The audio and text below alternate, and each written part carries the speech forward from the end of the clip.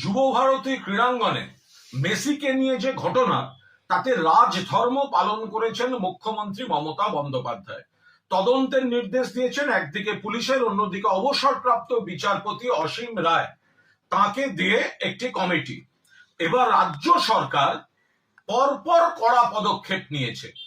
একদিকে DG Rajib Kumar, CP Bidhannagar Mukesh কুমারকে show cause করা, একাধিক পদাধিকারীর বিরুদ্ধে ব্যবস্থা নেওয়া থেকে শুরু করে সিট গঠন, দক্ষ অফিসারদের নিয়ে সিট গঠন, মুখ্যমন্ত্রী রাজধর্ম পালন করেছেন। অন্যদিকে এই তদন্ত যাতে নিরপেক্ষ থাকে সেজন্য ক্রীড়ামন্ত্রী পদ থেকে ইস্তফা দিতেছে ক্রীড়ামন্ত্রী অরূপ বিশ্বাস।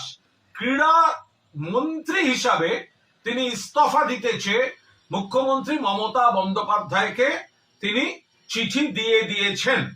এ ব্যাপারে সিদ্ধান্ত বিবেচনা করছেন মুখ্যমন্ত্রী, কিন্তু অরূপ বিশ্বাস তিনি চিঠি দিয়ে দিয়েছেন। আমাদের বক্তব্য, এটা মমতা বন্দ্যোপাধ্যায় মুখ্যমন্ত্রী বলে এবং তৃণমূল কংগ্রেসের সরকার বলেই এই রাজধর্ম পালন চলছে। 1980 সালের 16ই অগস্ট ইডেনে মোহনবাগান ইস্টবেঙ্গল ম্যাচে কুরুক্ষেত্র 16 জনের মৃত্যু। তখন কিন্তু মুখ্যমন্ত্রী জ্যোতি বসু, পুলিশ মন্ত্রী জ্যোতি বসু বা ক্রীড়ামন্ত্রী, তারা কেউ এই ধরনের ইস্তফার কথা বলেননি। সেখানে কিন্তু বড় কর্তাদের বিরুদ্ধে কোনো ব্যবস্থা হয়নি।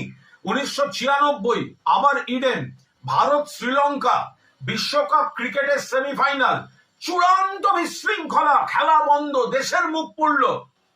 জ্যোতি বসু মুখ্যমন্ত্রী, ক্রীড়ামন্ত্রী সুভাষ চক্রবর্তী, পুলিশ মন্ত্রী বুদ্ধদেব ভট্টাচার্য কেউ কোনো দায়িত্ব নেননি, কোনো তদন্ত হয়নি। একের পর এক খারাপ ঘটনা বাম জমানায়, কখনো ক্রীড়াক্ষেত্রে, কখনো যুবা ভারতীকে কেন্দ্র করে দুষ্কৃতি, আখড়া, জবরদখল, জমি কেলেঙ্কারি, এই সব হয়েছে। কিন্তু আজ পদক্ষেপ নিতে শুরু করে মমতা বন্দ্যোপাধ্যায় রাজধর্ম পালন করেছেন এবং অরূপ বিশ্বাসও এই তদন্তের প্রতি পূর্ণ আস্থা রেখে মুখ্যমন্ত্রী যখন তদন্ত করাচ্ছেন, সেই তদন্ত যাতে নিরপেক্ষ থাকে, সেই নিরপেক্ষতার স্বার্থে তিনি ইস্তফা দিতেছে মুখ্যমন্ত্রীকে চিঠি পাঠিয়ে দিয়েছেন। মুখ্যমন্ত্রী চূড়ান্ত সিদ্ধান্ত বিবেচনা করছেন।